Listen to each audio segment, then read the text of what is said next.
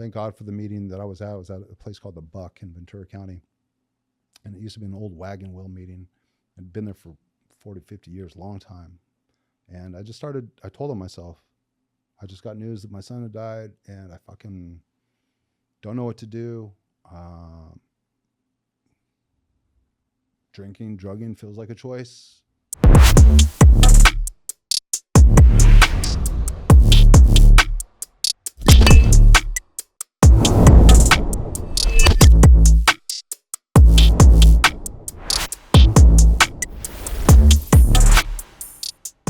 Welcome back to the Hopeaholics Podcast. I'm your girl, Natalie Eva Marie. And I'm Chad Carlson, and you're listening to the #1 addiction and mental health podcast. And you guys, if you or a loved one is struggling, make sure you head to askevamarie.com or chaddick.com and chat with one of our AI companions 24/7. Or text the number right here on the screen. Together, we are breaking the stigma around addiction and mental health. And fighting the fentanyl epidemic. Now, let's get into the episode. Vincent, welcome to the Hopeaholics Podcast. Thank you, sir. We are rolling. We are live. Thanks for coming. Thanks for having me. I appreciate it. Where are you living these days? I live in a little place called the Knolls, which is it's an unincorporated area between Chatsworth and Simi Valley. Yep. Mm-hmm. Have you heard of it? Yeah, I know where Chatsworth is. I that's the porn capital of America, I believe. Oh yeah. No, I don't think that it stayed there, but it definitely started there. So I'm in a place called Santa Susana Pass, which is, from a historical component, super cool. First place wagons came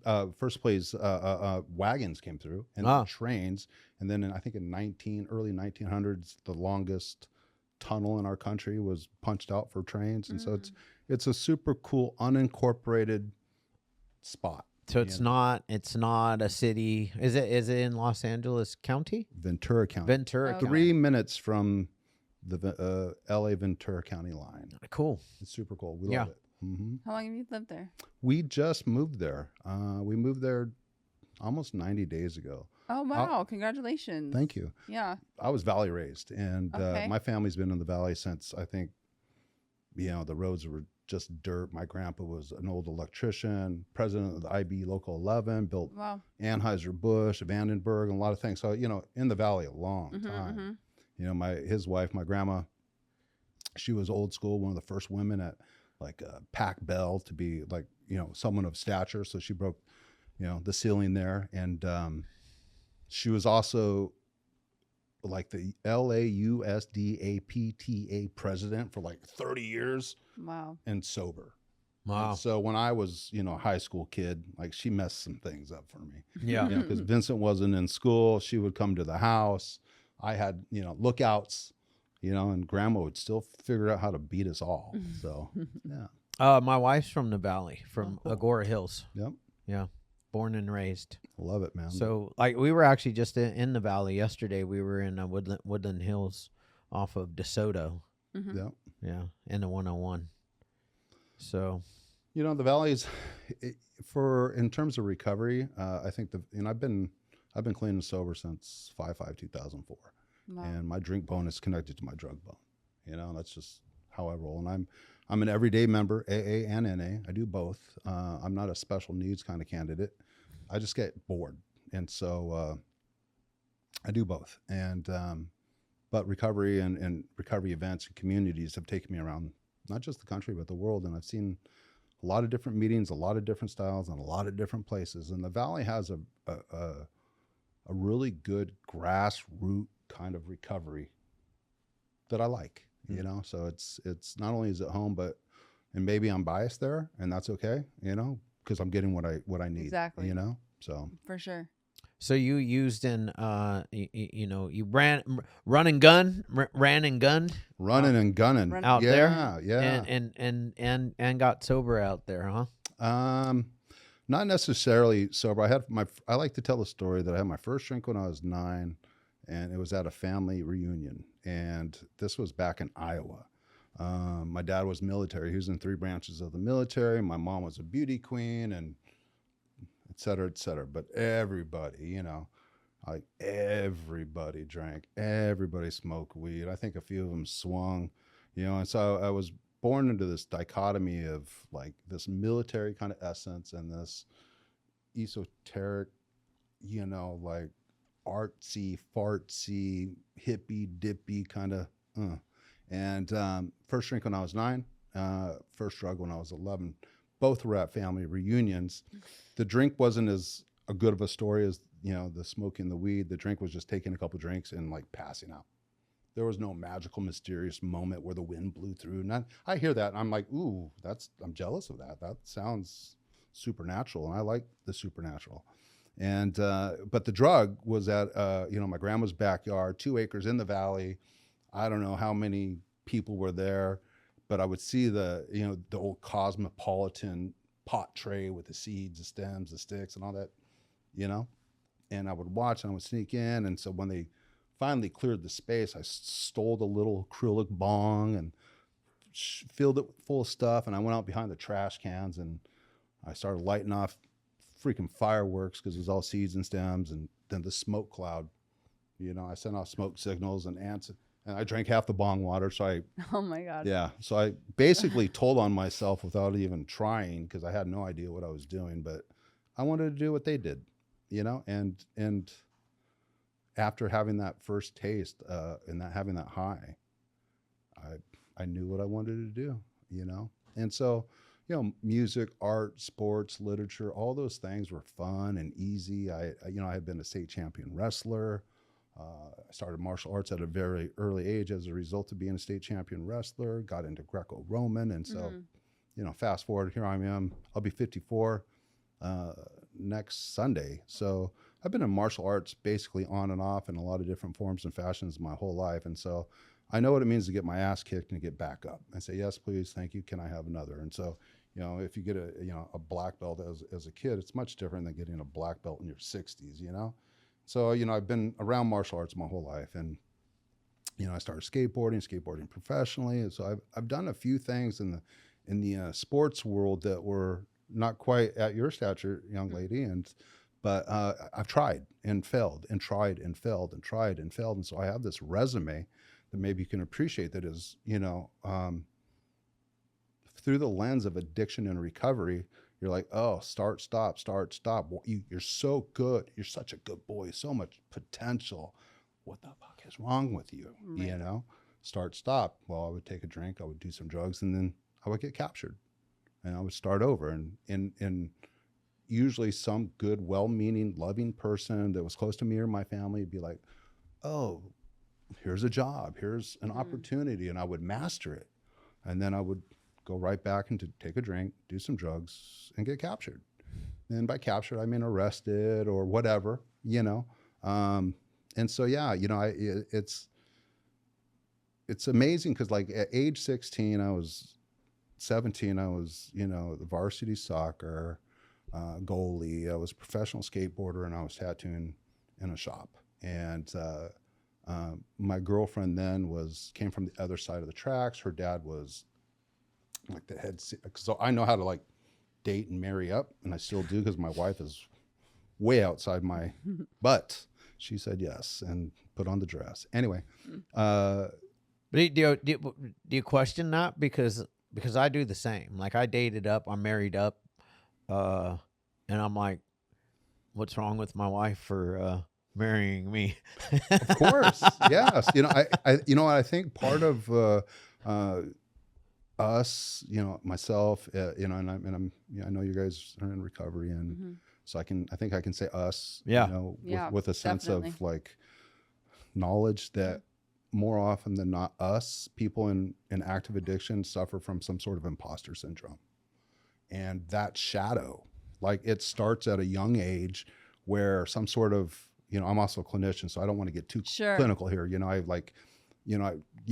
first drink and drug 9/11. Now I'm 54 with 3 black belts and 2 master's degrees, was accepted into a PhD. So let's just get that shit out of the way, right? And so imposter syndrome is still real, right? You know, and it began, you know, because I've done a lot of the work, the shadow work, the childhood work. It began at an age where I didn't have the language, I didn't have the format, I didn't have even the people in my life who really understood what I was going through, mom and dad divorced, he was my hero. He was replaced by a villain. And then the abuse at home began.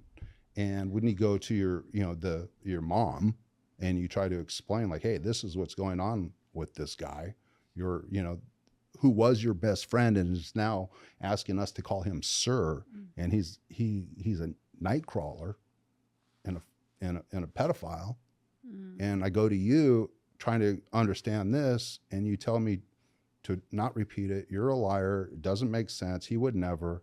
Well, the messaging for a kid, that has no other framework, is to put barbed wire on it, plate that shit down, encapsulate it in concrete and put it away, and then I came to my own understanding that just adults, people, especially men, couldn't be trusted, and so me and my older brother spent the next couple of years trying to figure out how to hurt this guy, and he would come in one arm drunk, and he would just challenge us, and then finally he went to the hospital, and then he finally got the message and left.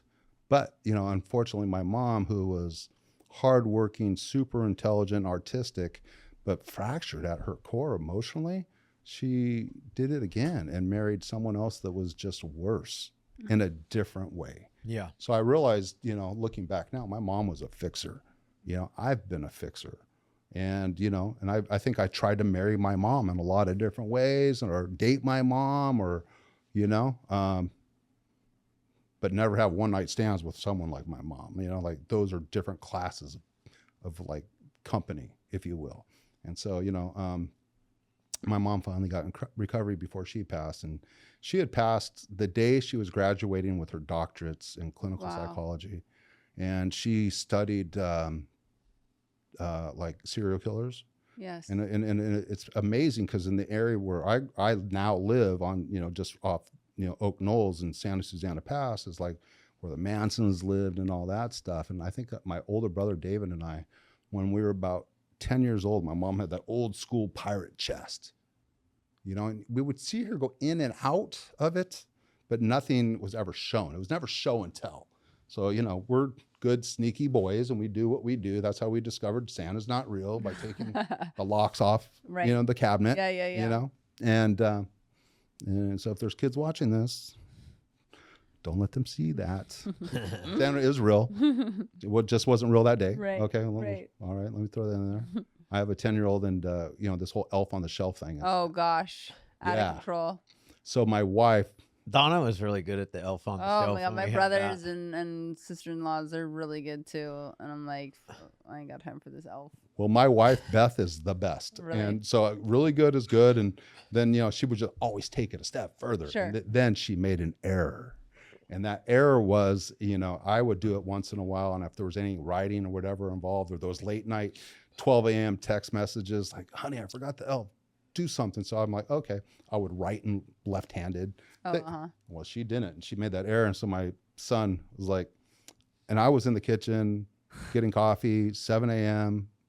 And I heard her, I could hear, I have, all those years of self-preservation. I have ears like a dog. I have eyes that, like I hear everything. I see everything, even though I don't want to. And I was like, oh shoot, the gig is up, because I heard him say it. That is your writing, and I was like, oh, and it reminded me of my and so he we had to, he's like, Dad, you would never lie to me, right? I'm like, of course not. Is the elf real? I said, well, are you ready for miracles to end? He's like, if it's a lie, yes, and so we told him, and then he's all, last question, Dad, is Santa real? I said, yes, Santa's very real. Santa is real. And that was that.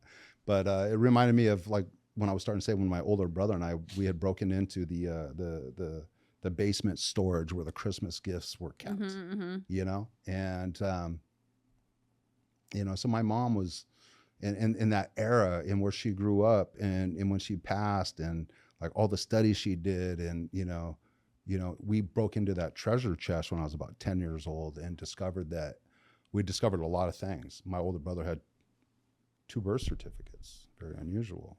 There were all these letters from different people, Charles Manson included, where he had written her like, love letters and made her beads. And so my uncle was, kind of in the enforcement, kind of the underworld back then. And so again, I've just always lived in this weird place, in this strange dichotomy between outlaws and military or police.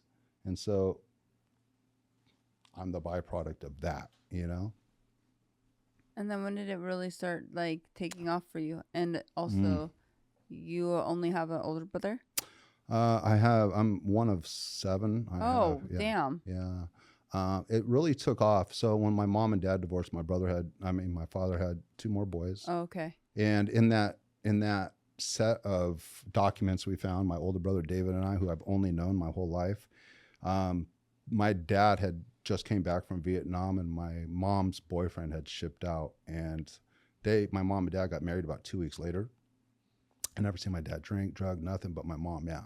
And my dad was probably a little surprised, as probably anybody would be when your new wife is bearing a child around 7 months. So he met her pregnant and didn't realize, and took my older brother as his own. And, after being in Vietnam all those years and not being able to really get to work, they moved back to Iowa, where he was from, and lived in his parents' basement, grew vegetables, and that's when he's like, I'm not doing this. I can't take care of my family. They gave my older brother up for adoption, and to like a predominant, I guess, couple. And my mom discovered that he was being abused and went and got him back. In the 70s, adoption systems are much different than they are now. And that's when I guess my dad decided to go into another branch of the service. And I think, me and my brothers, and we've talked about it, and we didn't know it until my dad's passing that, there may have been some CIA kind of like stuff happening. You'll see, when your dad's a military guy like that, and at his service, and a lot of different people come together to honor and respect, and they do the whole 21 gun. Yeah. That was probably one of the more spiritual experiences in my life too. I've had a few spiritual experiences, but I think one of the greatest things that we can do for somebody is show up at a time of passing. And my older brother, David, God bless him, he took the command, and he demanded that truck that had the dirt in it come out. And he said, bring 6 shovels, and so that truck that put the dirt in it, this big military, we've rolled up our sleeves and filled that hole, man. And it was corrective, it was corrective. My dad never said he loved me. And so, I think when the disease for me really took off, I'd already figured out how to get into the distribution kind of things, side of things at an early age, because, there's a world of have and the have-nots. And my mom was hardworking. She was a chef. She'd been doing a lot of things. But, when you're feeding all these kids and all the kids' friends, and, you have a table that's 3 times bigger than this, and every night it's full, that was just the culture of our house, food. And so I figured out how to, afford my own way at an early age. I started working early too as a dishwasher. They all thought I was 14. I was like, this doesn't make enough money fast enough, selling some weed on the side would. And my then girlfriend, one of my then girlfriends, her Humboldt County weed was huge. So we were getting trash bags of these purple spears, and they would just bring it to my house. So I moved my brother and sister out of one room and turned it into a drug den. And, and mom just wasn't present enough. I was the guy that would wake up and sneak into her purse and steal the weed. And at 13, she was like, go to the backyard, grow your own damn weed. Stop stealing my stuff. I'm like, okay.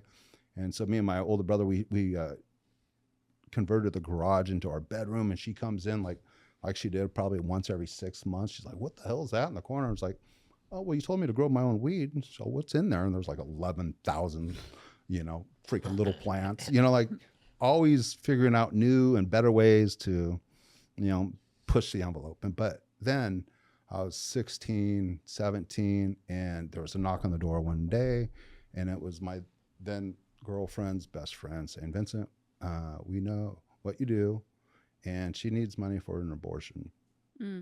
And something happened. And I gave the money because I had it, but something internal happened, and it paralleled, that deep, dark, secret hurt that I didn't know how to articulate, that I didn't have a framework for, that I had set aside and put down and shoved over and buried since the villain came into the story. And I went out that night. I went across the street, down the street.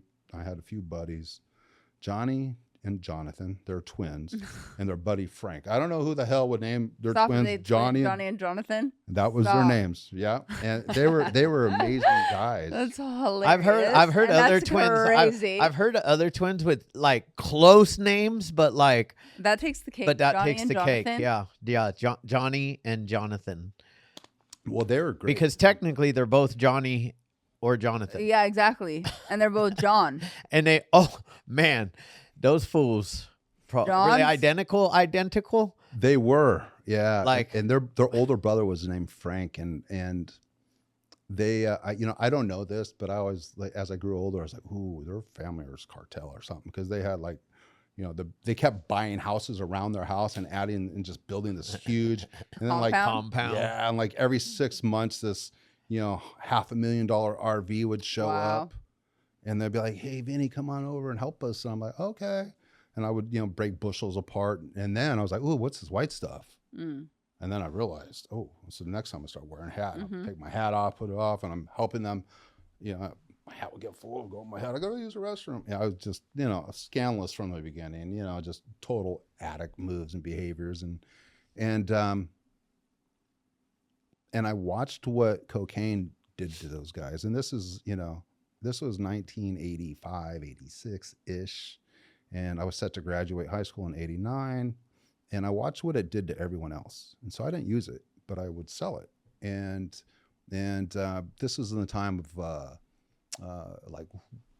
Silver Spoon was out, that show, and those guys were buying cocaine, coming to the Valley to get it. And this one guy, I remember one time, those guys asked, I don't want to say names, but I remember those guys asking me, hey, can you get a kilo? And I'm like, uh-huh. And I'm 16 years old. I can get you a kilo. How much can you afford to pay? And at that time, my fresh Nissan just came out. Beastie Boys just went from punk rock to, and my friends are showing up with these lowrider trucks and house speakers. And I'm like, what is going on? The mini trucks. Yes. Remember the mini trucks? That's what I'm talking about. Yeah, those were dope. Yes. They're still dope. I still love it. I see them and I'm just like, yeah.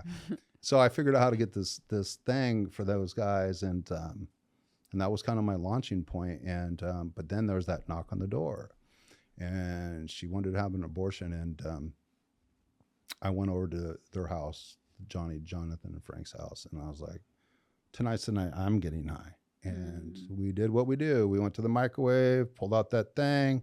I watched what they did, and we had a softball.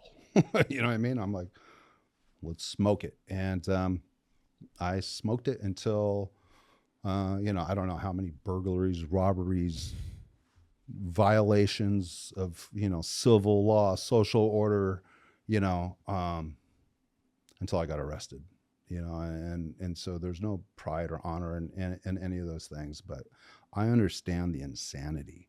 I mean, the absolute. So the first time you did cocaine, you smoked it? Yep. Wow, that's crazy. Like, that's not normal. The first time I tried to do it was at this other girl's house, and it was a mirror about yay big, 12 by 12, and it said cocaine, like you would Coca-Cola. Yeah. And I had no idea what I was doing, but I am a good pretender. Yeah. And I went to snort it, and I ended up blew it off. They told me to leave. So I was like, okay. Breathed. Yeah, I exhaled. Rookie Total move. Exhale, yeah. Get out of here, rookie. Yeah. Yeah. So Obviously, you've never done coke before. Yeah. it didn't work out well either, because that we were partying, and then they were like, oh, we're going to Europe, her and her parents. And so we snuck into their house, and we were getting high in there, smoking weed and drinking while they were gone. And they came home, and someone left the freaking pool open, and the puppy, it was all bad. So it was one rookie move after another with that. Her name was Elaine, with Elaine and their family. And I apologize. This is living amends, Elaine, and to your dog, you know. Yeah. So I went to her house and I smoked coke that night. And, you know, there was a life BC before crack and cocaine. And then, you know, AD, everything after that was just straight dope, you know? So, in that time, you know, before getting captured, you know, any and everything you can imagine, unlawful, I did. And, there was a point where I, you know, tried a little heroin with a sex worker. Then we call them prostitutes. And, Is a sex worker like sound better, like higher class, or, you know? I just want to see it in a tax bracket. I don't really know, but yeah, you know, I want to be sensitive to, like, you know, there's all sorts of talking points and social movements. And like, again, I'm a therapist these days. And so, you know, I never thought that was going to happen. Like 2004, I'll go from this, you know, enforcement, you know, I got kicked out of the UFC for being too violent, all this shit, to like a therapist, you know, who's sensitive enough to recognize that if you're a sex worker and you don't like being called a prostitute, I will respect that. So that's very nice of you. I'm not as nice as I appear, Chad. Not all the time. It's taken the past 21 years to get to this man right here. Thank you. Yes. Yeah. It's funny because my son, he's 10. And so I had my oldest son, like yourself. You know, I had one son, he was born. So that same girl that had an abortion, we figured out how to, you know, procreate in the chaos of my addiction before getting captured. And, you know, so I met my oldest son, you know, incarcerated. And he was born on August 8th, 1991. And he was that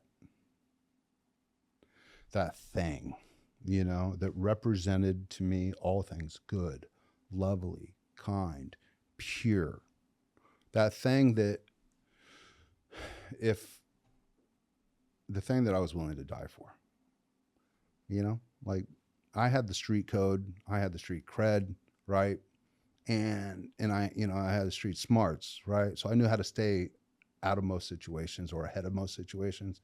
But like him, I would get in the way of a bullet for, you know? Yeah. And I had never felt that kind of love, or just nothing was pure in my life until I met that kid.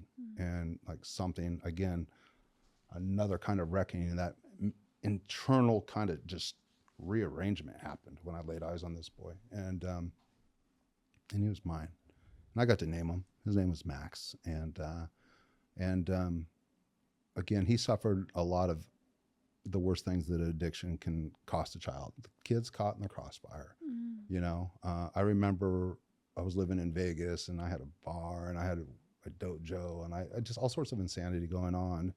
And I'd hurt my back and I was like, oh, he's going to be here Sunday at 10. And I'd been up all night, but I can't walk because I need spinal surgery. And so I had like people driving me around, and it was like, I had this old 57 T-Bird with a blower on it and big slicks, like the only car you've ever seen like it in the world. And I'm like, oh, they're going to be here in 10 minutes. Let's boogie. And I remember getting in the passenger seat of my own ride and like leaning back. And as we went around the corner, I seen his mom come around the corner. She locked eyes, and I'm like, try to hide like someone else. There's no other car.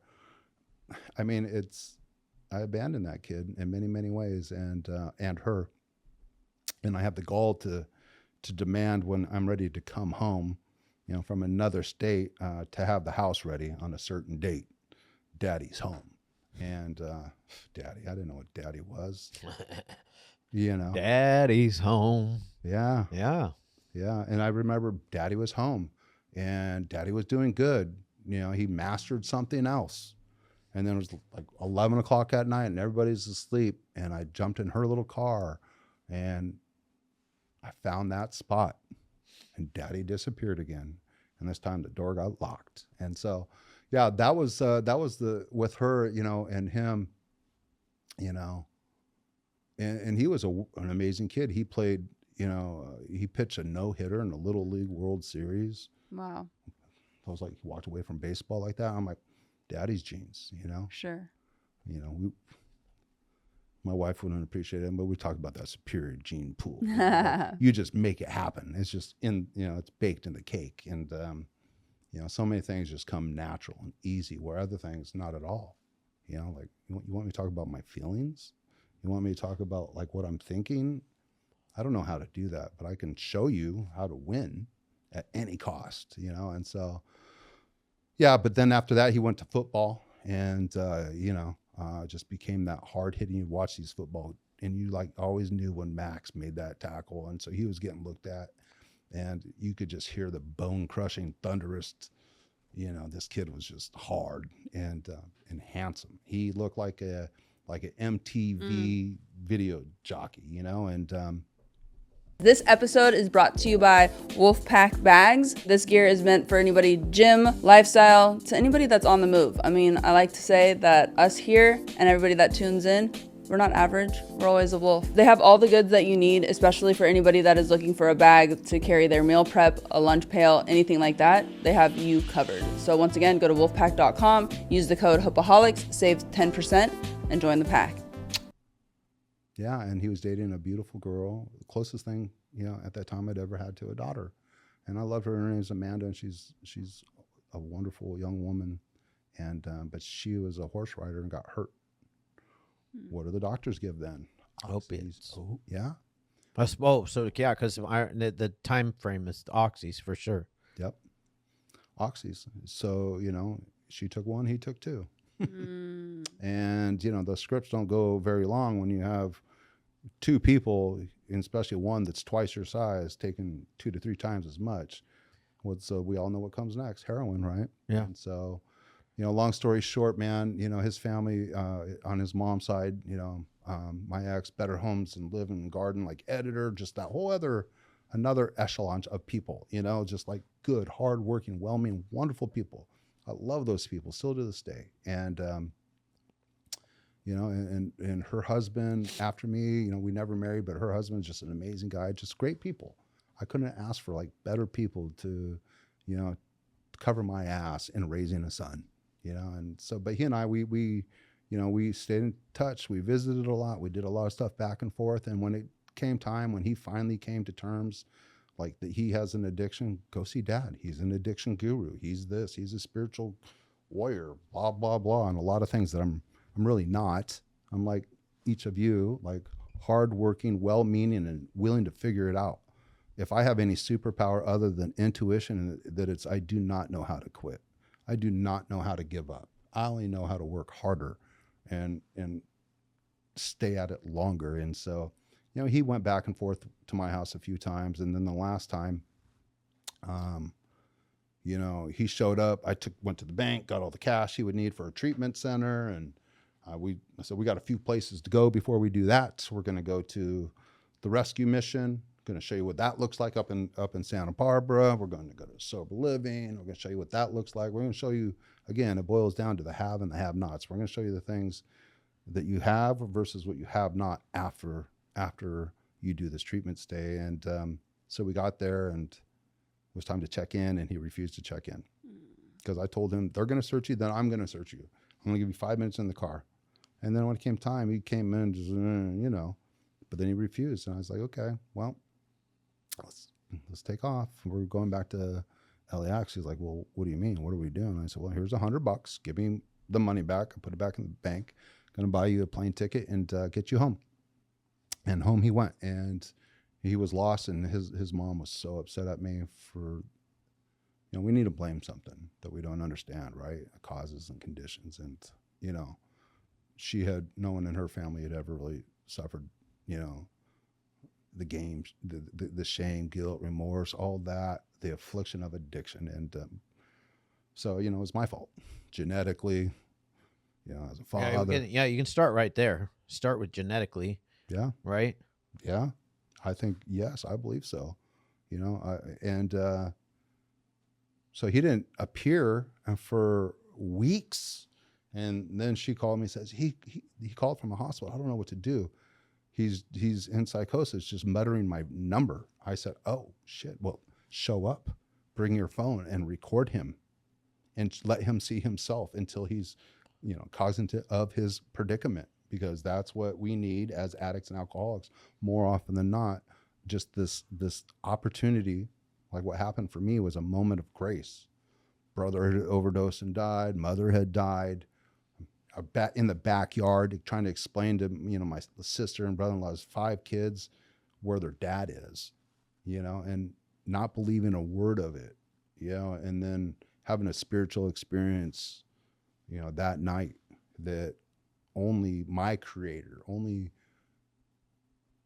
God, if you will, could deliver upon me in a way that would catch 100% of my attention, my mental, emotional, physical, social, sexual, financial, environmental, like alarms went off. And I knew that, there's head to toe right now, just like that. And I just had this impression that I would never drink or drug again for the rest of my life. And there was 40 pounds of speed in the garage, 11 motorcycles, firearms, automatic weapons everywhere. I hadn't left the house in months. And then 2 days later, I went to my uncle's house out in Simi where I got sober. I got sober at home, but then I went in the valley, and then I went to my uncle's house because he came knocking at the door, and he's like, everybody's worried about you. Nobody recognizes you anymore. What is going on? I'm like, you can only stay if you get high, blah, blah, blah, I need to see if you're still, even though I'm clean and sober in psychosis, I was stuck in this crossroad between spirituality and psychopathy. Right. I think that people can be in total psychopathy, right, without a spiritual experience. But that rare class of us who have that burning bush kind of experience are given like a new language, a new insight, a new like outlook. But that doesn't mean it's like speaking any language outside of your native tongue. It doesn't come like it takes time, direction, interpretation. I needed an interpreter. I didn't know what I was going through.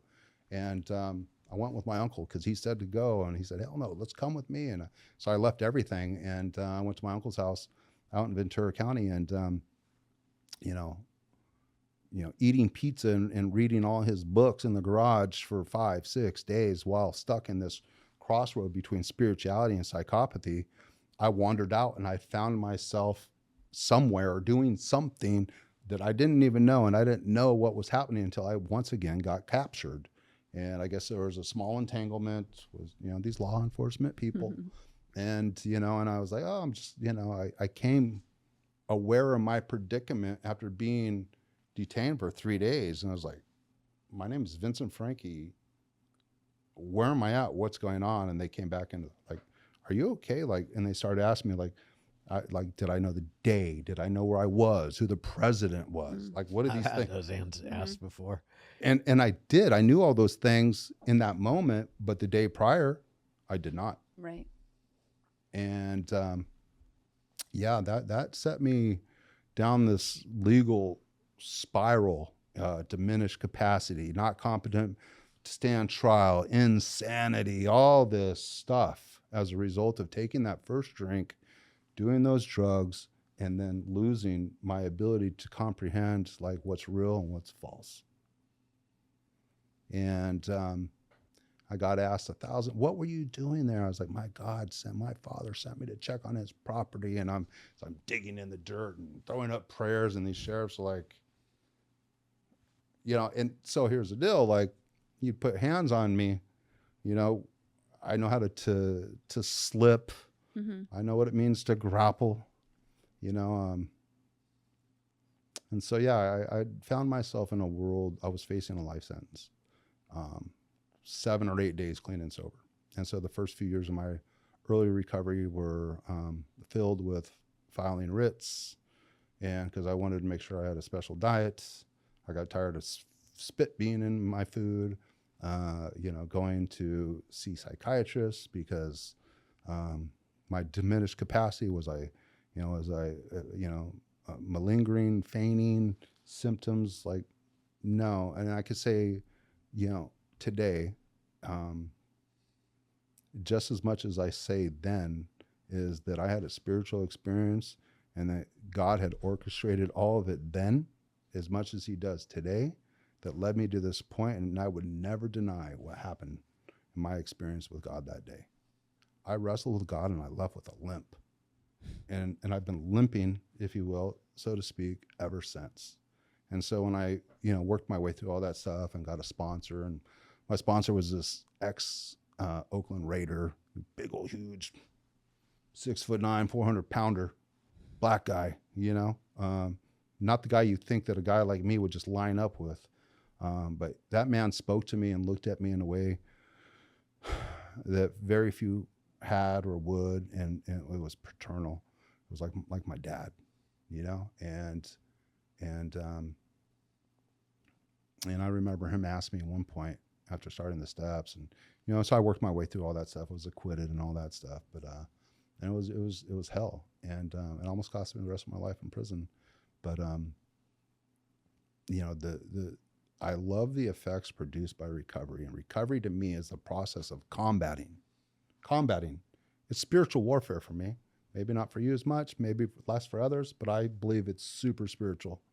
And, recovery to me is the process of spiritually, more often than not, spiritually combating my defects, my disorder, my dis-ease, my discomfort, my perception of who I am in this world, who was raised from this position of have-nots against those who have. And I used to just be a taker and a breaker. And that's just the way it was. And now all of a sudden I had this moment of grace, undeserved merit, and I recognized it, and I didn't know what it means, and I started to learn the language and the lay of the land. And my sponsor said to me one point, "Can all people of faith be wrong?" He's like, "You're so smart and so bright and so talented, but you're so stubborn that makes you stupid. Like, you present stupid sometimes. You're closed-minded and closed off. You're starving spiritually and you don't want to get fed." And I'm like, "Yeah, they can." He's all, "Prove it." I'm like, okay, ontology, existentialism, all these different divine orders. And then I was in Ventura and I was going to this show, some punk rock show. I don't know who it was, maybe Social Distortion, something. It was some small venue, but big name.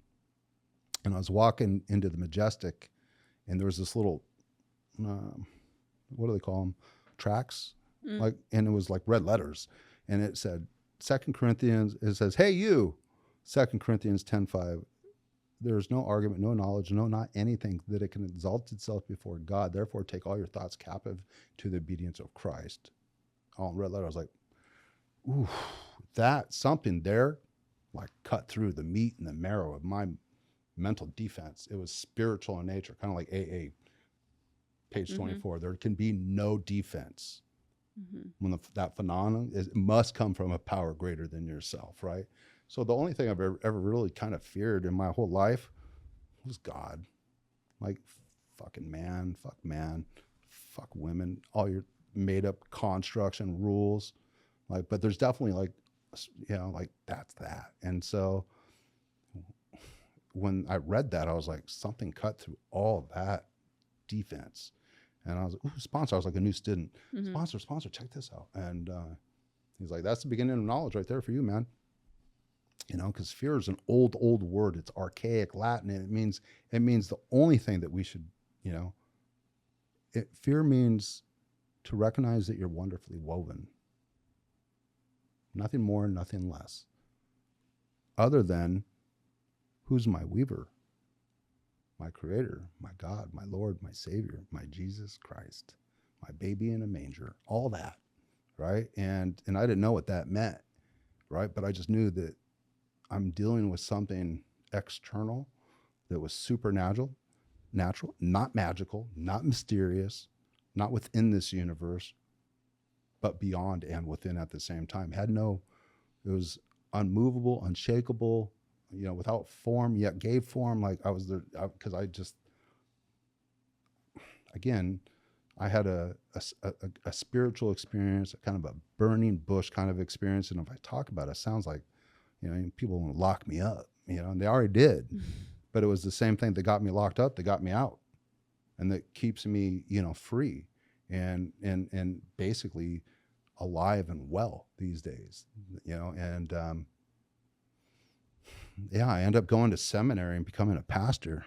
Oh my gosh. Yeah, so I can marry you or bury you, and I've done both, you know, and so my early recovery, working in treatment. There you go. Yeah, you got your next. You got the guy that can marry you when you decide to get married. Okay. Emily? M says yes. We're going One with and yes. done. there you go. Well, you know, it was beginning, one of the beginning places, my early recovery, I was kind of rigid. I was scared, to be honest. You know, music, a lot of things that I had been listening to and doing had a lot of just certain messaging that I just was no longer cool with. Sure. Like I was like, I mean, you know, Jesus may have turned wine into water, but here my job now is to turn, you know, water into wine. But can we talk about the water to the wine thing for a minute? For sure. So is it okay to drink wine? Is that what? If you're non-alcoholic, If maybe. you're not an alcoholic, Or if you have a little gut issue, maybe a little wine's good for you. You know, I have some friends that are addicts and that they're Catholic and they take Catholic communion, the real Catholic communion. Yeah. And you know they have the wine because they don't think of it as wine. That is the blood of Jesus Christ when they are taking that sip. So for me, it's like,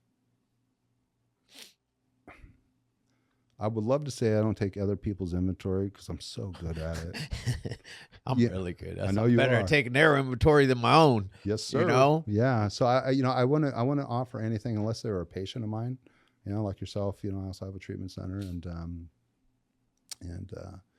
when I first got into this business, you know, it was after that whole thing went down, I went into sober living, and you know, I'm 6'3", 6'4", 270, 290, depending on the day of the week and time of day. And so they put me in this 21 bed. They didn't put me. I went to this 21 bed sober living. I was on the top bunk.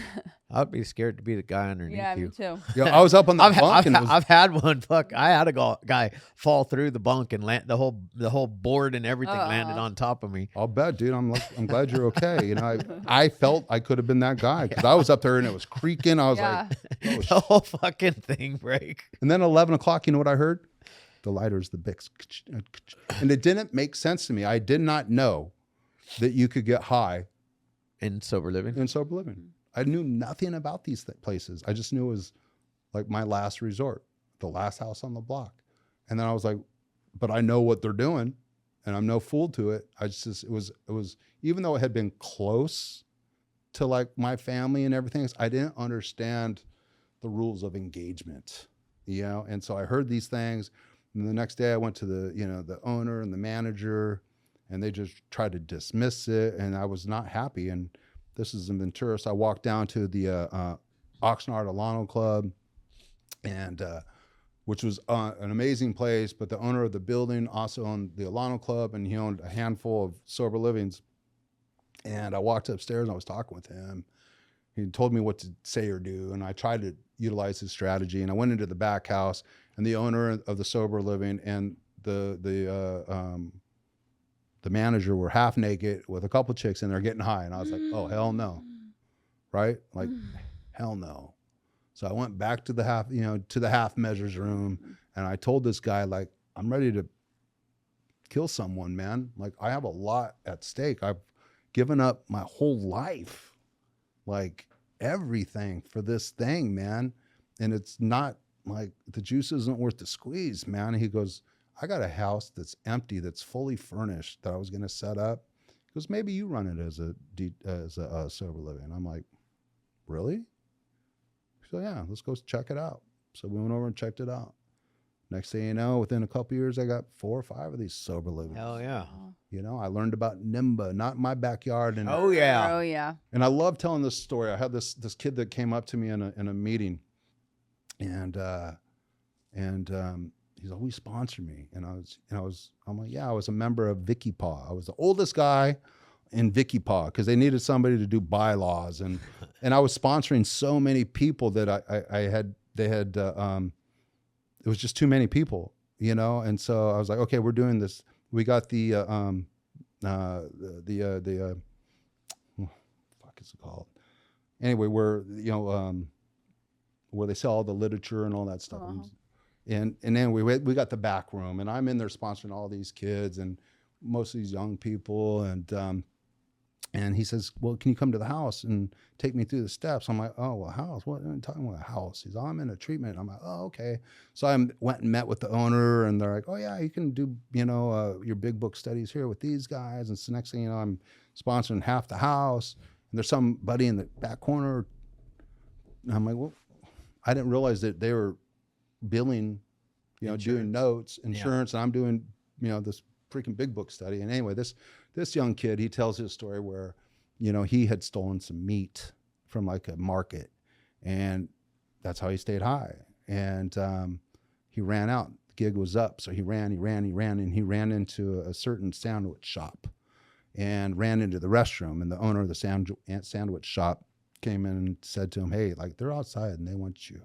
And they're going to come in and get you. I'm in recovery, he says. And if you go do what they have asked you to do, and once you're able to, come back and I'll give you a job. So he did.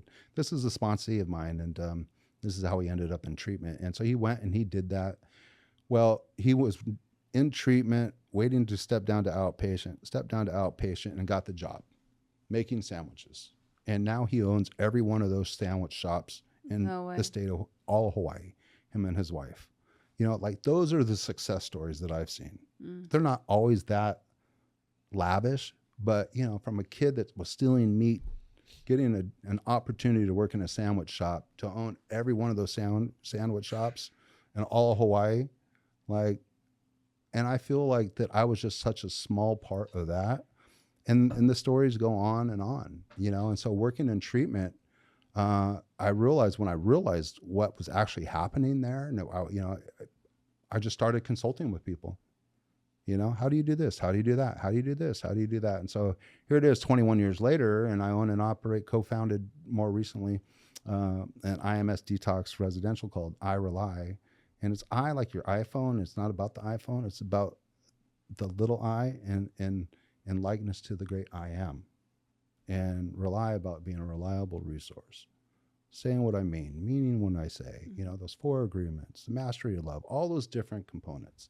And so, in 21 years, I've started, this is the 31st treatment center I've started. Oh, wow. Yeah. And so I've been at it for a while.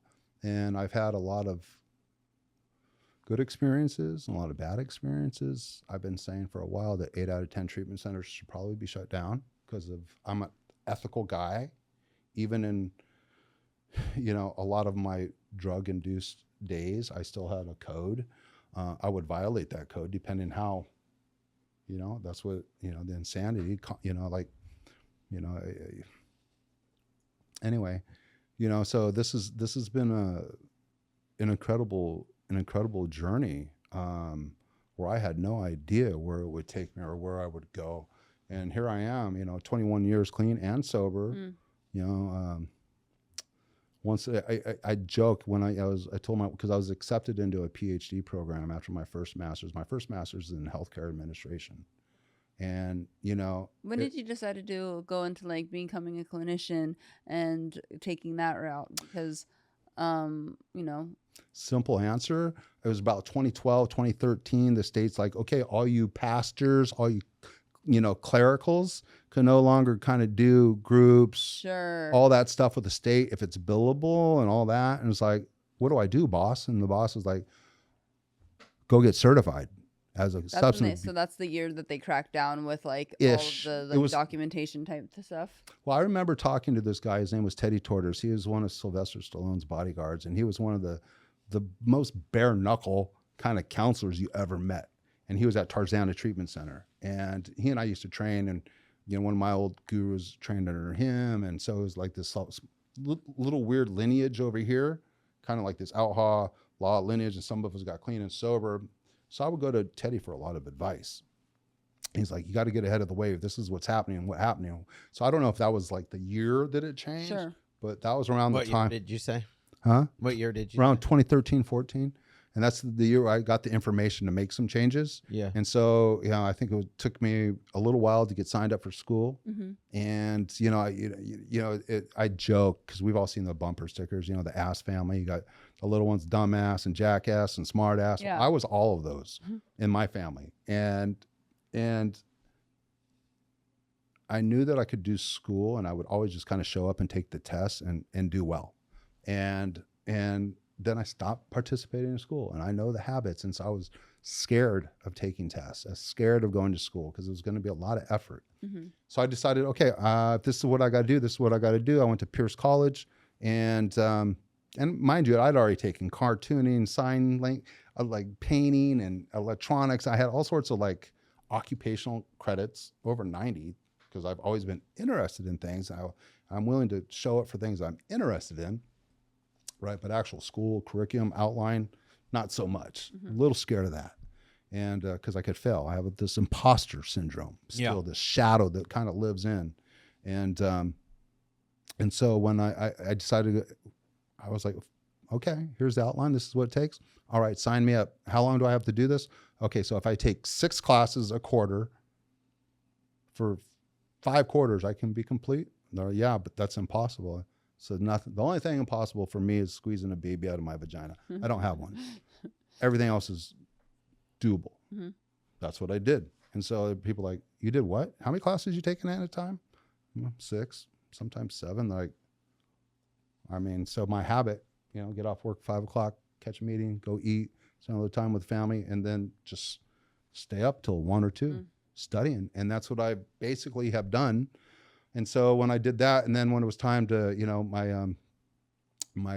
was probably 7 years ago, I was at my house in Chatsworth with my wife and our little boy, and my wife's mom came to visit, and she was carrying up the oxygen tank, and she had just been given like 6 months, 2 years to live. And we're like, I don't mind having those difficult conversations now, where before I would avoid them at the speed of pain, like, no. And she was going up the stairs, and I said, Donna, where do you want to pass at? And she's like, how about at home?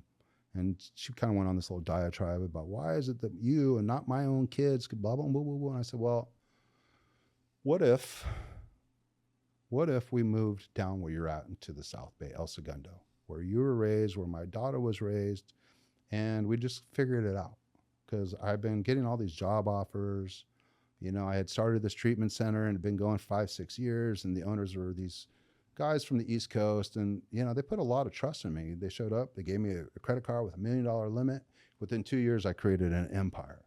But after being there 5 years, and I've hired and fired the 5th executive director, and hired and fired the 6th clinical director. Like, I've always wanted to be a part of that conversation. There's this book called Slaying the Dragon, and it's about the millennials of this conversation that's been going on long before any of us existed, and it's been about addiction. And so there's, getting into this work, I was like, there is a conversation, and I'm jealous. Not only do I have a jealous God, I'm jealous that you guys are like, oh, sorry, we're having a dinner party for the therapists. I'm like, I'm doing 6 to 8 hours of crisis intervention and counseling. And so I was like, I went and became a KDAC. I went through that whole KD to KDAC and all that mess. And I've stayed with CCAP since. And so I'm a therapist, and I also have an active SUD cert. And so I wanted to keep that. And so I was like, it was just progression. I was like, here's an opportunity, Antioch. And so when I was contemplating, leaving this treatment center, I had, kind of co-founded with these guys under their vision, and did, work. I remember having the conversation with my then girlfriend, now wife. I was like, here's an opportunity, because I've been doing this on the side. How do you go from making $500,000 a year, $250,000 a year, to working for $15 an hour? How do you do it? I don't know if I'm guessing I don't know. I had to like figure that out. And so I was like, I could teach martial arts, show up to do some events, little fights on the side, my favorite thing in this world today is a stick fight. I love stick fighting. It's brutal. It's fucking combative. No judges, no rules, no referees, just me and a couple sticks and 1 or 2 of you, right? And I was one of the first people to start teaching martial arts and treatment center. And so we just called it beat the shit out of the director day. It was so fun. You would take all these dangerous people, give them weapons and teach them to be safe. And what I didn't know I was teaching was really this cognitive tactile functioning. Like, so there's so many things that I've learned the language. I've had all these ideas and so many things that getting former education has given me the language, has allowed me to sit at the seat, you know, with some credentials. And so when I left that treatment center, one of the owners said, okay, Mr. G2Q Tattoo, go get some letters behind your name and we'll consider it. And you said, okay, well, I quit. Well, I saw him about 6 months ago. I handed him a business card and it was like 9 letters after my name. I said, thank you. Like, thank you, because you gave me a resentment. And everything good I've done in my life has been based on a resentment, except when I built that treatment center, and after about 18 months, I was sitting at work, working my ass off, and I had this overwhelming sense of doom. And I called my girlfriend, now wife, Beth. She didn't answer. I showed up at the house. There was a U-Haul in the driveway. And I knew I had lost my way. I'd spent way too much time, you know, dealing with the crisis, the patients, the clients, and not imparting all that into the staff. And so I just really recentered. And since then, I was like, you know, I also had a little resentment with her, as you might imagine. You know, she's taking the kid. She left. I was like, I'm going to treat you just like you're here. That's what I did. Gave it 6 months. She came back. But I had decided at that point, like, no matter what, I am getting my education. I am going to go after these different things that I've watched other people do that I felt like I had been self-sabotaging my whole life. You know, I've now just proven myself with taking 6, 7 classes at a time, getting straight A's. And I remember being afraid, like, how am I going to write a 5-page paper? Just write it. That's what I did. But you know what happened? And I got an A on it. And I realized, okay, smart, dumb, jack, Mr. Ass, you can set those things aside and actually put all that other energy and intellect and like ability and dedication and sheer determination into this and have a greater impact with the people I serve. And that's what I've done. And so becoming a clinician wasn't about like, in all, it wasn't about like an accolade. It was about being a better service. And I had this one patient and it was something I had heard and I had said, but he thought it was something that I had generated. And it's not the way, and it's something like the paraphrase of something. It's not what you say or do for people. It's always the way you make them feel. And I never told him that was something I had read somewhere. Maybe it was Brene Brown. I don't remember exactly. Whoever wrote that, that's your credit, not mine. They stole it from somebody else a long time ago before that. And it's true. Before that. And yeah. Well, my saying is I've been prepared for what I was made for. That's mine. And I have another one that says people change at the speed of pain. That's a fact. That's a fact. So I started writing a book called Change at the Speed of Pain. And it's in process. I've also, for the last 10 years, been working on my own therapeutic model called the VIN model. And there's some ego in that, right? My name is Vincent, Vinsent. Did you put an acronym with the VIN model? Of course. I want to, of course. And so like I have about 800 pages of writing done and it's ready to launch. It's vulnerability, intervention, navigation. I like it. So thank you. I've watched how many times, like you own a treatment center. This place is impressive. Thank you for the work you're all doing. I had never been here before. And thank you for the invite. This is cool. Having served all of us, so many different people in different capacities, how many times have we, it's just a rhetorical question. How many times have we watched treatment centers fail the patient or client because the patient or client was unable to shift or change to the treatment center model? Shouldn't the treatment center, like if we're going to meet people where they're at, shouldn't we identify the vulnerabilities? And this is where it came from. When my sponsor had said to me, like we were talking and having these big God conversations, because like I grappled like with what God is versus wasn't. And he said, well, write a list of everything that God isn't. and then put it on a spiritual axiom. What's on the other end of greed, lust, envy, sloth, all those things? That's what it is. So if I'm living in this spiritual life and I'm supposed to be putting things on a spiritual axiom and I'm supposed to be meeting people where they're at, then I'm not supposed to be, over here like figuring out new ways to bill. I don't have a degree in creative writing. I've taken an ethical, given an ethical, commitment to like actually reporting what I see, right? Nevertheless, I don't need to pathologize somebody. I need to figure out what their strengths are. And for me to do that, I have to understand what their vulnerabilities are. And I remember talking in martial arts, we don't have deficiencies. Like, we don't have weaknesses. Like we might have a deficiency, right? And if we can identify that, well, then we can work through, those vulnerabilities and make them strengths. And I know this, having had countless injuries and then working other hands, dominant hand, complementary hand, and then figuring out how to get into that higher consciousness state, and here's a simple exercise. Triangle, square. Most people can't, let alone chew bubble gum, do this all, so it's like multiple movements in a single line. So that my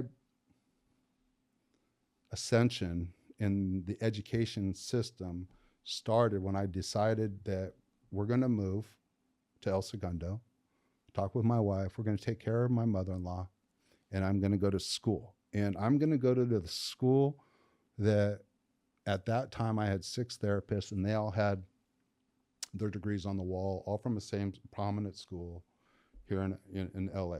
And I'm like, I'm going to that school. And I was talking with one of the therapists. She's like, you're going to that school? It's one of the most liberal schools in the country. Are you talking about USC? No, I'm talking about Antioch. Oh, where is Antioch? Culver City. Is it? Yeah. And you know what? It's a great You school. can say any motherfucking school in California and say that almost that word you just said right there. Well, Antioch historically is the most liberal school in the country, historically. So I'm not sure I have any therapists that work for me from Antioch. Well, I went there, and I think the first day I was there, I was. How old were you? How old was I? Yeah, when you walked into Antioch. Well, that was. Did you already have a bachelor's degree? I did not. You did not? I did not. AA? I did not. Just some credits from. I don't even have a high school diploma, and I have 2 master's degrees. Yeah, I love that though. You know what? And the school challenged me on it, but I had been taking electronics, anthropology. Right. You had all these like electives. Well, yeah, and taught that. The truth is you don't have to have a high school diploma to get a degree in college. No. Which is like really crazy because I think there's this like fallacy out there where if you don't have a high school diploma that you can't go to college. They're. So I'm not sure where. I think I don't know how real that is. Yeah, technically you only have to be 18 years old to go to. You could go sign up at Saddleback College right here. With no high school diploma. No high school diploma. Well, it's different when you're going for like graduate school. Yeah. Right. And so I decided to go there and because of the therapists I had, and they were all just stellar people. But then one of them said to me, like, Vince, that's a super liberal school. And I said, great, because I have a bias. It's internal and it shows up. I have a committee that lives in my head. And the first one is that 17-year-old kid that took that hit of crack. And I have to shut him up. And I have to let him scream and kick. And then he gets put in a little straitjacket. Then the next one, And the person that finally prevails is that still, quiet voice that I used to confuse with the sound of my addiction. But now I think it's when that God consciousness toggles in. Yeah. And I was like, I can go to this school. I can go to that school. I can go to any school I want, but I want to go to the school that's going to show me how to combat like myself.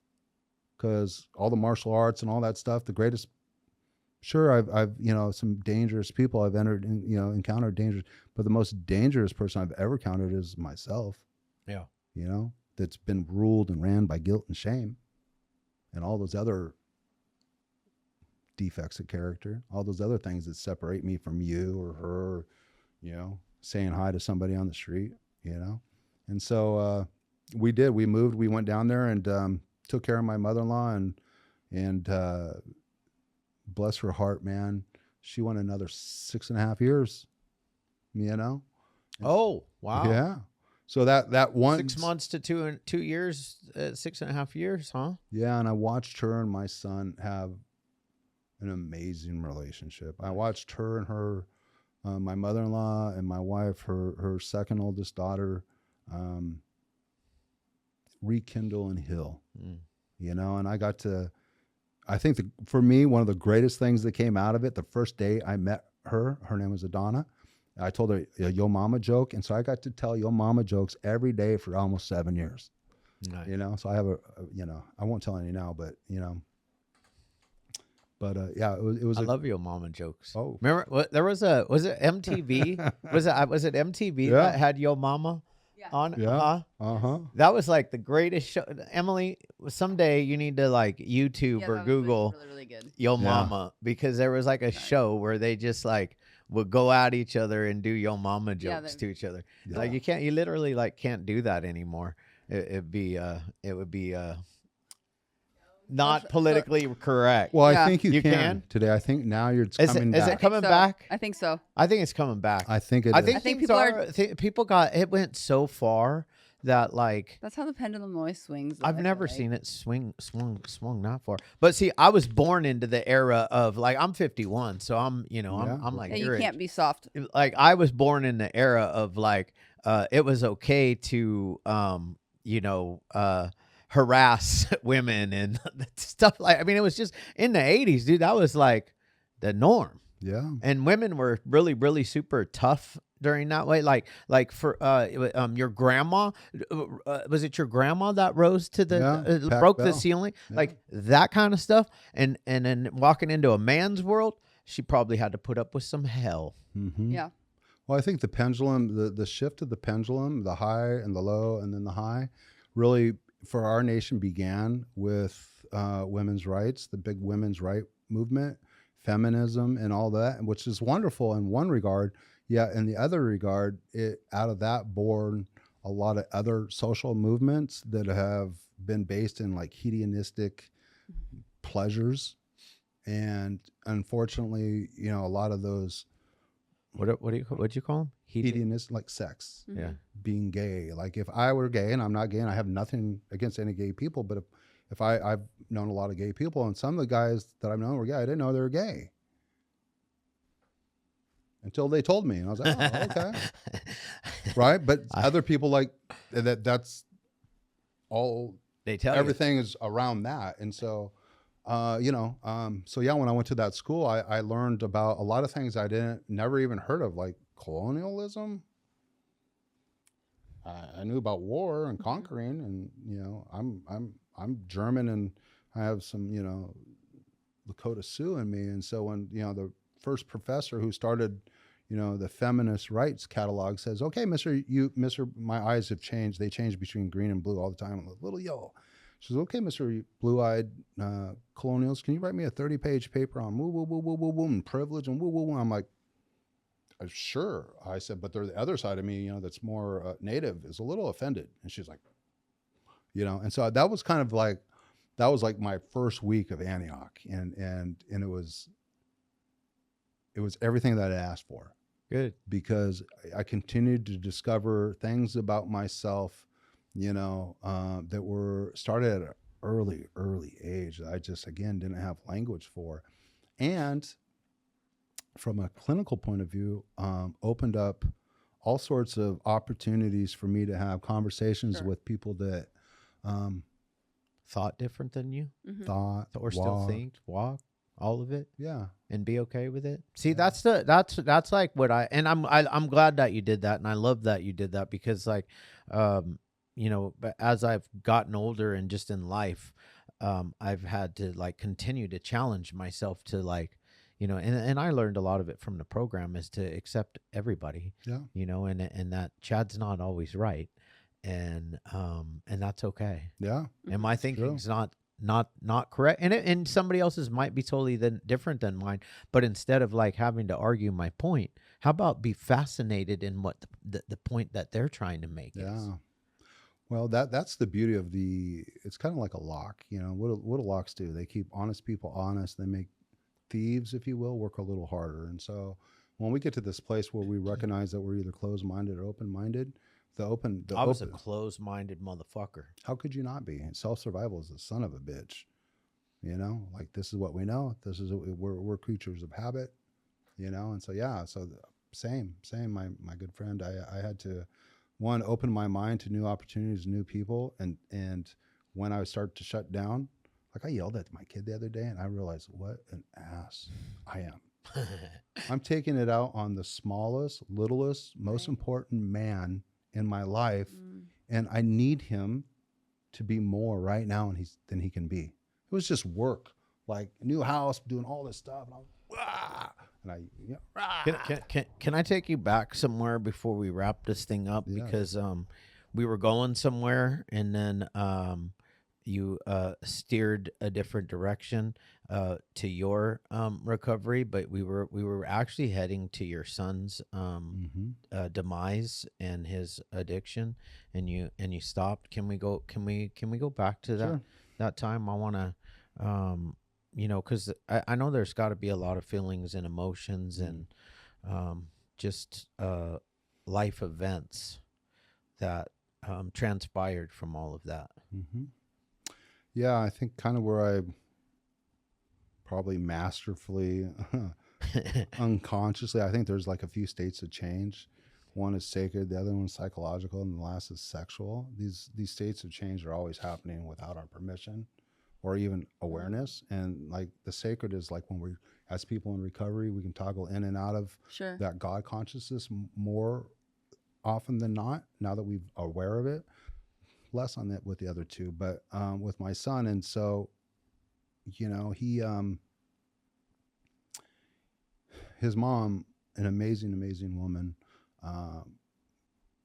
did as I suggested, and which was rare. Yeah, I'm just kidding. And hey, she's listening to this. I hope she will. We talk, and our conversations are really recovery based these days. And is she in recovery? She is not, no, but she is.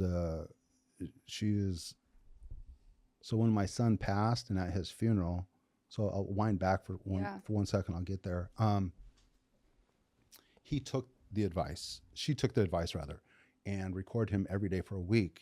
And in a hospital bed in Nevada, like different states have different acts. Like here, there's some laws where we can have somebody locked up depending on our licensure. Other states have Baker Acts. Well, in Nevada, they have an act that if you're in psychosis, that and I forget the exact name of the law, but in his situation, because he couldn't differentiate the truth from the false, diminished capacity, that by their law he had to go to a state hospital for like 30 days or something, and like just to make sure that he wasn't a harm to himself or others. And so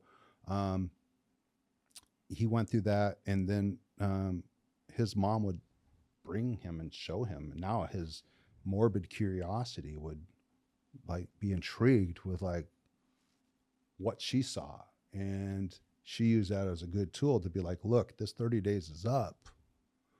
She was going to visit every day, and they're having these real conversations about like, you're 21 years old. Like, what's your life going to look like? And so he chose at that time to go to a treatment center. When he completed that 30-day state funded, cared for, it's like trying to get treatment at the post office. Like, no, thank you. And so he went to a beautiful place, had all the bells and the whistles, all the talking points, the things that sell. And he went and he stayed and he did really well. Their model was much more in the social aspect. And it was in Utah, and it wasn't like a wilderness, but they had some wilderness and adventure therapy components that I was like, okay, these are cool, but some other things I would probably, not that my way is the only way, You know, I believe strongly in CTR, which is cognitive treatment recovery, Yeah. which are the principles of like the 12 steps, which is a springboard out of which CBT, DBT, and all these other fine modalities have grown, but are often ignored because there's a bias of 12-step or AA involved. Not with me. I just use language that's more inviting, because you don't want me to give a pastor. You don't want me to give a sermon as a pastor. You would much rather probably see me like lead one. And I stopped being a pastor when I said "fuck" on a Sunday in front of a bunch of kids. I was like, I have to be. He was like, "Shit, fuck." No, my favorite word. You know? It perfectly describes what I'm feeling when I lose space, and I just go back to that. And so he did really well in this treatment center, and he hit it. And it's crazy how God works. The week before he passed away, I was speaking at an international convention for young people. And it's pretty powerful to have 5,000 or more people say, "Hello, Vincent." It like went through me. And like, while I was there, I lost my wallet, or someone stole it, but I think someone stole it. And the bank would only give me like $100 a day. It was like not in my home, not in my city. Like, so when I got back, and I had taken 2 weeks of vacation, I got back and I'm sitting at my 12-step meeting at noon. Everybody knows me. Everybody knows my name. And I just have my keys and my phone. And I was living in Ventura County. I had a 32-foot RV on the beach and the house, blah, blah, blah, blah, you know, all these things I'm working hard for. And my phone rings, and it's a 702 number. And like, that's Vegas. I'm like, click, and then it rings again. Click, and then it's a text message. "Hey, Vince, this is, you know, my son's granddad. Give me a call." I'm like, he has never called me, ever. And so, and I knew that he being my son, was set to graduate and discharge sometime that week. Because a few of my days of my vacation was to go see him. And so, so I got up and I stepped outside and I called, and he's like, you know, "Vincent, there's been something tragic has happened. Lori's, my son's mom, is in her car on the way to Utah. And, you know, Max has overdosed and died." And I'm like, I mean, you know, that thing that fit right here, that was so precious and so pure and so, I mean, my sponsor, one of the first things my sponsor said to me, "You cannot be about this business of recovery with any lurking reservations. You need to get all those reservations up here and on paper. Number one, Max, anything ever happens to him, like, and everything on my list of reservations that has come before me." I was the only American at one point invited to this gathering of sorts, blood sport shit in Europe. And here I am with my Starbucks, you know, and there's 10 kegs, and like, it's October. I'm like, oof, that just knocked out about 3 or 4 reservations right there. And all those things that were on that list came to pass. And we as addicts and alcoholics, people who suffer that affliction, don't need excuses. We don't need reasons. We don't always have a defense. And in that moment, if I had my wallet, it may have been a different set of circumstances. Like, I'd already spent 60 of the $100 that the bank would give me that day at 8 a.m. when I stopped to get money. I had to fill my gas tank. So I was like locked out of my own resources, and that overwhelming sense of doom, like calamity, it was right there. It was like this shadow, this, I mean, it was so deep and dark, this place that I wanted to go to. It was just like right there. I feel like I was standing at the gates of hell, and I was being invited back in. And I had absolutely every reason to say yes, please, and thank you. But instead, I went back into that meeting. I sat back down. I don't know who was saying what. I said, I just interrupted, like I did 21, whatever many years ago that was, you know, in 2004, because I would go into different meetings in churches trying to find someone. And I was asked out of a couple meetings. Hey, you know, the first meeting I went to is one of the first meetings I went to is, I felt my sponsor. He's like, hey, have a seat. Let me get you something to drink. There was a group of men, and it was a meeting he'd started. That was the first meeting, that I really felt like that I understood like what was happening. And so thank God for the meeting that I was at. I was at a place called The Buck in Ventura County. And it used to be an old wagon wheel meeting. I'd been there for 40, 50 years, long time. And I told him myself, I just got news that my son had died, and I fucking don't know what to do. Drinking, drugging feels like a choice. And I got up and I jumped in my ride and I went to my RV that was sitting on the beach, and I just fucking locked the door. And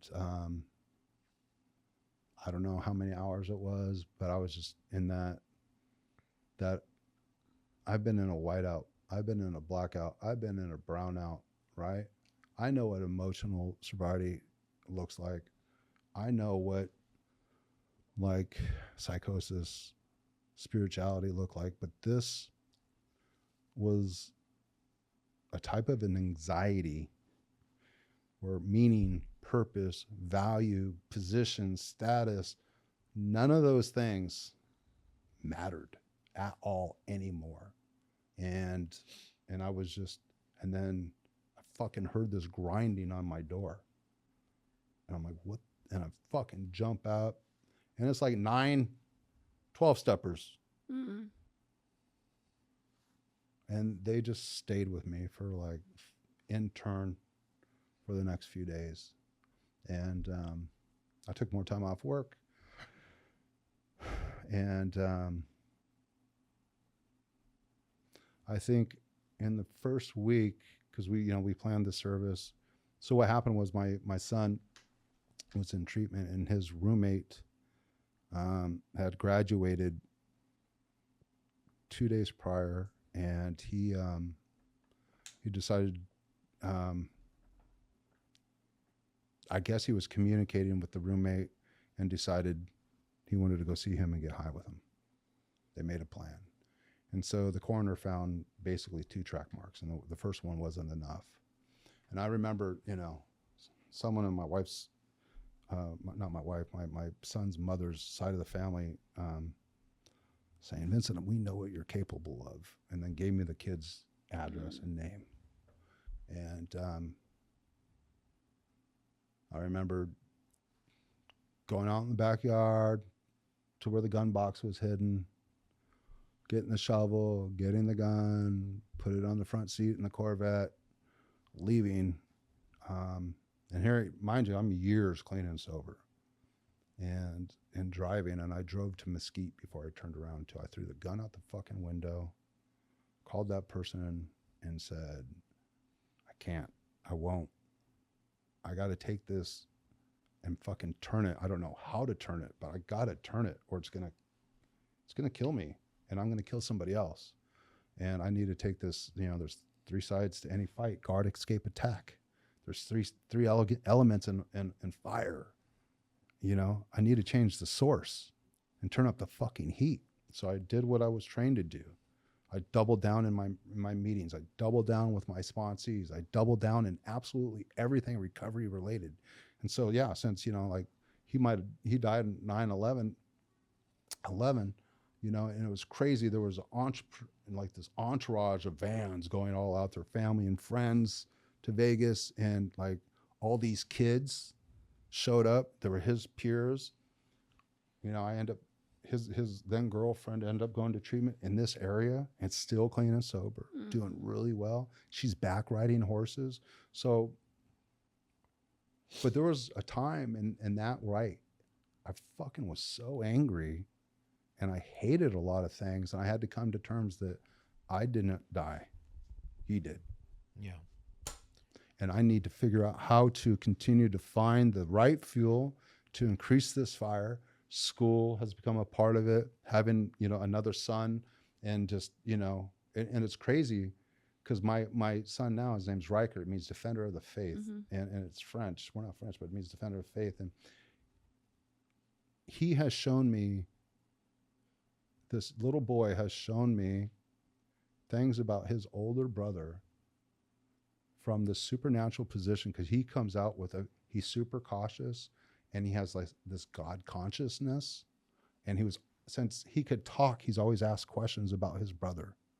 Started saying things like, I'm like, this kid is still pretty close to God. And as he get older, he'll get further away. And then I hope at some point he'll find his way back. And so, the pain, the suffering, the loss, the meaning, the purpose, the value, all those things have been challenged to the point of breaking. But I continue to do what I was trained to do. And that is, one addict, one alcoholic, going to the rooms, setting my stuff aside just long enough to help and be of service. I've even challenged the whole of service component from my perspective, because I have an ego, but if I can just support people, I don't need to be the boss. I don't need to be the clinician. I don't need to be the last and first or any authority on these situations. I just need to support people. And when I come in from service, I have this idea in myself that I'm supposed to have the answer and the solution. And with that comes some black and white thinking for me, because I'm like you, sir. Like, I've survived and I know what it takes to survive, but I don't always know what it means to live, especially when someone else who I love or care for is hurting as much as I am. And so for, my mother-in-law in the 6.5 years, she has, and my wife, and watching, their exchanges have shown me more what it means to be human and to care for people in ways that they need to be cared for, learning what their heart and their language and their love songs are, and not my own, and, with that, man, I've been able to truly recognize that I'm being prepared for what I was made for, and living a life of, we're doing things that don't honor what I say or what I mean or who I am. It can be lonely, super lonely, because I absolutely refuse to relent or give up. And so, like, I had an RADT, right? The laws have changed. They're like, oh my God, but Vince, I'm like, look, you had 5 years to do something. I've earned a BA. I finished my second master's degree from a hospital bed after I broke every rib in my body, punctured one lung, collapsed another. I have over like 300 straight A's and 1 B because I couldn't breathe and I was in a hospital bed for months. And you have excuses and like piss poor rationale for why you can't. Why are you reaching out to me now? Why didn't you reach out to me then? I could have supported you then. Now I just have to say sorry. So my position in life is to recognize opportunities. Intuition is my superpower if I have one, and to step in on that and not wait until someone's in a worse predicament, And so that's kind of my living amends to abandoning my older son at different times, to going that extra mile when I'm tired. And when someone asks me how you doing, and I really know they're waiting for me to say, how are you doing? And then once that conversation begins, I don't get to determine when it ends. I just get to support them until it ends, And so it's been, this has been a wild ride. I love the effects produced by recovery. Yeah. And I love the soldiers and the warriors, and the faith-based people that, and faith is a system. Trust, evidence, belief, and any of those things can be challenged or even stolen at times in situations or, like life and death that can make us doubt everything, but I've learned to stay open-minded and curious, about what the next step, what the next day, what the next conversation like this might look like. I was like, how do you prepare for a podcast? I've done a few, but not in a while. I think the last one I did was called Broken Crayons. And while getting tattooed, it was something different. I'm like, that sounds cool. So, well, if I can tell anybody how to get prepared for our podcast, it's to not get prepared, because when you walk into to our room, God's in charge. So as soon as you walk into this room and that door closes behind, it's all God from there. That's something that like we made a commitment on, and we stick really hard to it. Emily does some work for us to give us a little bit of notes, but literally our preparation, mine and Natalie's preparation before you get here is about 30 minutes before you get here. We read a little something on you that Emily prepares. She also will prepare some other questions. Sometimes we ask them, sometimes we don't, depending on how.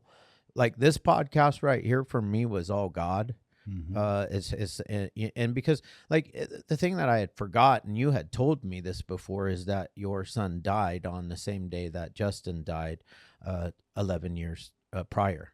And I forgot that until you had sat down and told me before the podcast started. And I mean, for me, that's just like, it's a beautiful thing. And it's a beautiful thing to hear the end of that story, because I'm glad it ended up working out exactly how it worked out, because I hope everybody gets to the very end of this podcast, because the most important thing that I got out of this podcast today is that Alcoholics Anonymous works, like, And you don't pick up or use no matter what. no matter what. Because we all have our lists, right? That we concoct in our own kind of messed up thinking minds. And I don't have children of my own, but I couldn't imagine that would definitely be on my list for sure. Yeah. I mean, it's called it's like called No Matter What. Yeah. And there's nothing, including the loss of a child. There is nothing that will make that a drink or a drug will not make that situation better. And it'll make it so much worse. So much worse for everybody else. for everybody, because he wouldn't have put that gun down. Mm-mm. He would have drove all the way out there, and he would have his ministry may have looked different. If that would have been God's plan, he might have been ministering in prison, On the wall, yeah. behind the wall. But like, we need to be out here. Agreed. Guys like us need to be out here. We need to be able to show that the people that are suffering, because like the game isn't the same anymore, man. Addicts are fucking homeless. Like I might have been like kind of like homeless, but I was in a fucking motel room because that's where we had to be. Yeah. Because we couldn't shoot dope in the middle of the street on fucking Garden Grove Boulevard in the 22. Right. You're right. Like that we would get lit up. Yes, We'd be running from the cops. Now they just drive by like it's no big deal. That dude's about to die right there on the side of the sidewalk. They're shooting up in downtown broad daylight. I drove past one whenever I was out here. I mean, it's like Usually I always like say. the I always obvious say that specific spot, because my son and I, he was still in high school and we were playing in a men's basketball league together. Yes. And I was like, dude, I don't want to like drive by here, but look, It's that's terrible. reality Yeah. right now. Terrible. I think there is one component though. My brain is a challenging brain. The no matter what is very real. Nevertheless, there are people who, and I think this is what makes, addiction like that diagnosable component. That no matter what isn't real. It hasn't happened. They don't have a spiritual defense. They're still stuck. And some people, I believe, die searching for that no matter what. Yeah. Yeah. Well, and for But- me, that no matter what is God, because like Amen, the yeah. one thing that AA, I believe, you like I say this every once in a while on the podcast. All you scientists and doctors who are normies, who are trying to figure out what the fuck is wrong with us, Yeah. y'all could stop, because the truth is, I know what's wrong with me.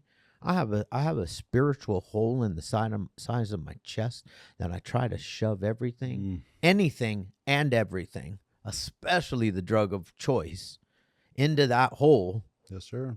And the only thing that can actually fill that hole, and the only thing that can actually keep me clean and sober today, is doing the work every single day and doing that third step prayer. I do the third step prayer every single day. Yes, sir. Every single day, because I don't want to get loaded, because I've gotten loaded before. I forgot. I had recovery. I owned a treatment center.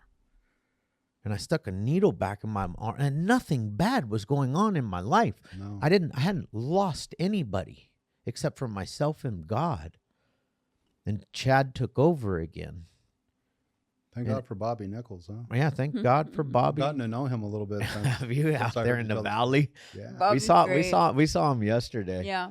And he looks amazing, because if you want to know the truth, man, like Bobby saved my life by giving the bail agent the key to my house and messing up my story, because it sounds way better when I say they kicked the front door in. Yeah. I still tell it that way, though. Good. Unless Bobby's standing in the room, then I'm like, oh, I better tell the truth. I like to say at my age, I would never forfeit the opportunity to tell a better story by not fabricating a small detail or two, unless that person's in the room. Yeah, because bro, on stage, that shit sounds... Oh, you heard it. I heard it. I use the whole kick mark, the whole kick thing and everything when I'm up there and I'm telling the story. But then I look over and I'm like, oh, damn it, Bobby's here. And he's not usually there when I'm telling. He was so happy, too, that I talked about him in the... but we saw him yesterday, and he saved my life that day. And, man, I couldn't save his. Yeah. He was, he was on death's door 3-4 years ago, whatever he has now.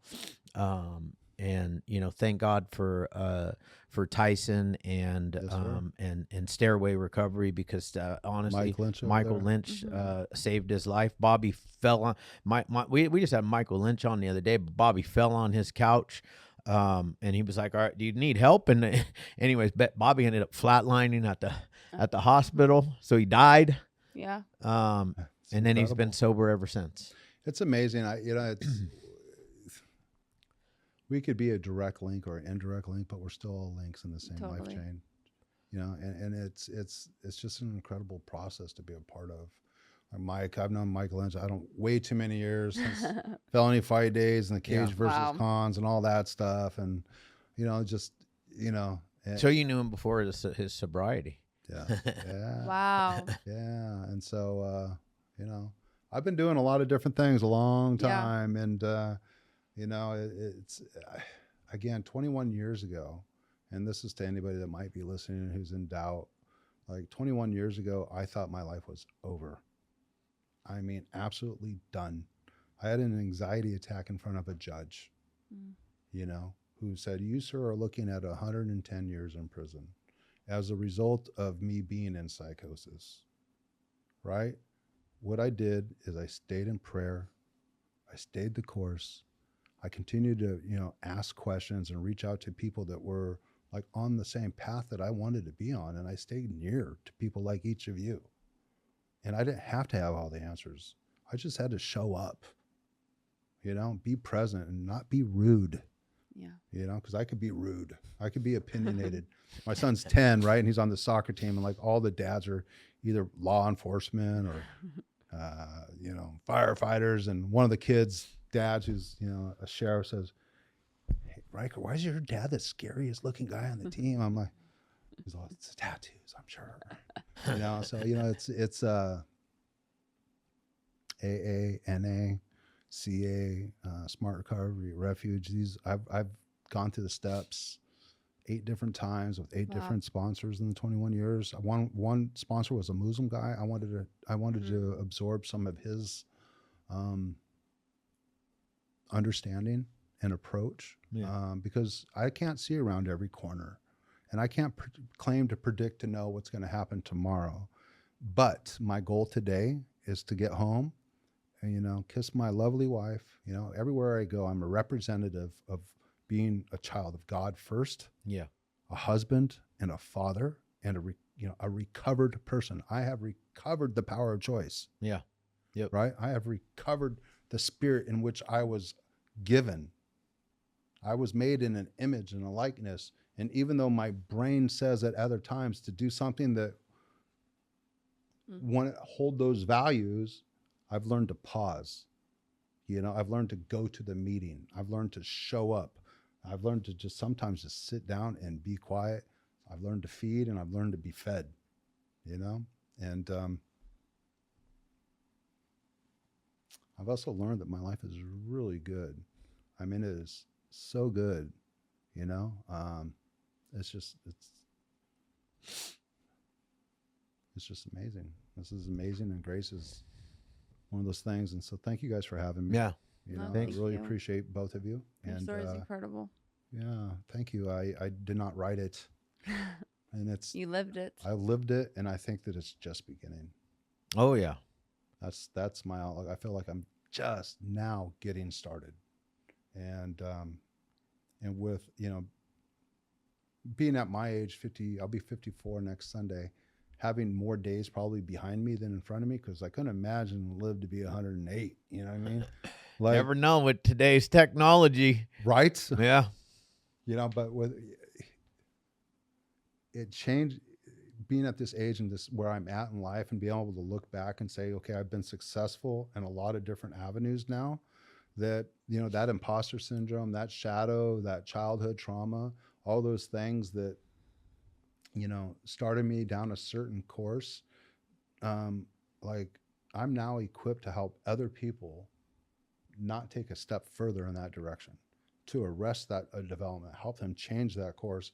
And no matter where you come from, Yale or jail, like the professional sports arena or not, from Laguna to the valley where it was, land of milk and honey, where we shake your hand and take your money. It doesn't matter like where you're coming from. It matters where you're going. Yeah. And those are the people that are heading to that direction. We're in that place beyond the here and the now and the right and the wrong. Yeah. Where love can be had and shared. That's what I'm about. Those are the people I want to support. Those are the places I want to go. And I feel like I'm only starting to notice those opportunities where, like the same thing. I was getting off the 405, man, there was 3 people they each had they were in little circles. Their little pipes were about that far apart. And I was thinking, oof, I could have rolled down the window and say, hey, let me get hit. Coulda. That'd be funny. would've- It'd be funny to see what they do. Like, yo, can I get it? Can I get a little hit? They'd be like, no, get your own. Yeah, All I but got. the other corner was like one of the first I almost died when I was 17, after I went over to Jonathan, and Frank's house, and I thought I could manage some big boy stuff. Yeah. And I almost died in that alley. I almost died behind that little gate. So for everything good that I have, one, it's undeserved merit. And like, the only thing that I've done good, in my opinion, in the last, 21 years, is say yes, please, and thank you. And out of that has born all sorts of opportunity. So thank you, yes, and please. Awesome. I love that. Thanks for coming in, Yeah, man. thank you Thanks so for having much. me. Thank you.